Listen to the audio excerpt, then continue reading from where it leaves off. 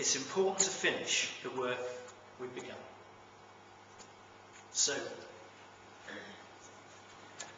with the story of Abraham, it's interesting that he was someone who was called to make a journey of faith.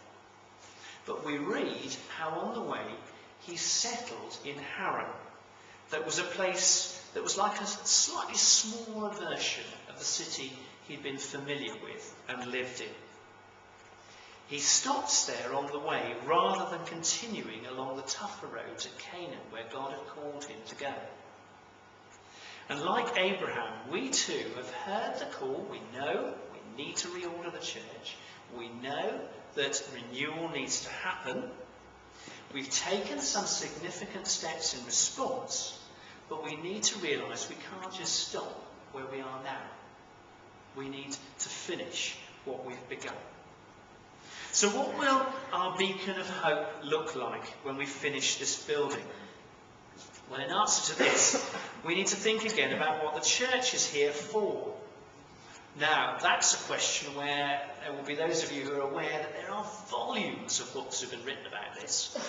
But thankfully, I've come across a version of this pictorially that's very simple, and it describes how a healthy church should look. A church that needs to be concentrating on all three of these areas, and those three simple words: up, in and out. About loving God, loving one another, loving the lost. About worshipping God, enjoying fellowship. About mission. About communion, community, commission. Now, if you apply that simple picture to any church that you know, we will know that no church is perfect.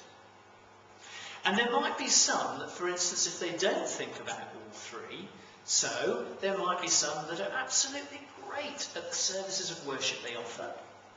They might be absolutely super at their outreach, going out to the community. But they neglect that in part of the triangle. And so what happens is those churches seem very attractive for a while. People join them, and they think, wonderful, we're part of a lively church here. But then after a while, they realise that it's not a loving church. And so actually, with those sort of churches, the back door is bigger than the front door. And so they lose people. Or we might know of churches that are very good at loving those who already come to church, but they pay little attention to loving the lost and to outreach into the wider community, and then they wonder why they don't ever grow or have any newcomers who are interested in what's going on in that church. And so we can think of different possibilities. All need to be attended to. So with our reordering, one of the things we'll be doing over the coming months is reviewing our worship. We need to review our worship, our church activities, the mission we're involved with. What are we doing? How can that be developed to be along with the vision we have as a church?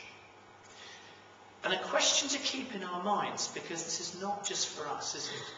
But what sort of church do we want to hand on to our children and grandchildren? Let's keep that in mind. We have a vision here of being an open church, as I said at the beginning, in the heart of Prince's Risborough. And two key words with that vision is that we will need to be accessible and flexible. God is doing a new thing, but we will need to be accessible and flexible. Now, what does that mean? Well, for instance, some of you are already sitting on these comfortable chairs as a first instalment of the other chairs that will come. Now, they're not just more comfortable than our pews. Actually, they enable us to have that flexibility. And so if we just start thinking big, there are a number of things we can do now, and we'll be able to do in the coming days. We know, for instance, there are churches that have cafe-style services. And for some people who don't find traditional church helpful, we know by the way it's happening in other churches, and I've experienced it myself, that it does enable other people to come who would never normally darken the doors of a church. So we could suddenly have the chairs around tables, have a cafe-style service. We can do all We might decide that one time with a particular type of service, we have a band over there or something, if it's a young person's service, it may be that we turn all the chairs to face in a different direction. And some of you have been into St All-Days Church in Oxford. Well, no, they've done just that. They have that flexibility to do that. There's all sorts of things. When the staging comes, so as it comes out here, not only will it be better for concerts, and it would be lovely to have more concerts in this church and this part of Buckinghamshire, but also it means that we could have, for instance, as we do on Wednesdays, we could have a nave altar. So rather than the altar being very remote up there, we can have an altar nearer to where people are. There's all sorts of flexibility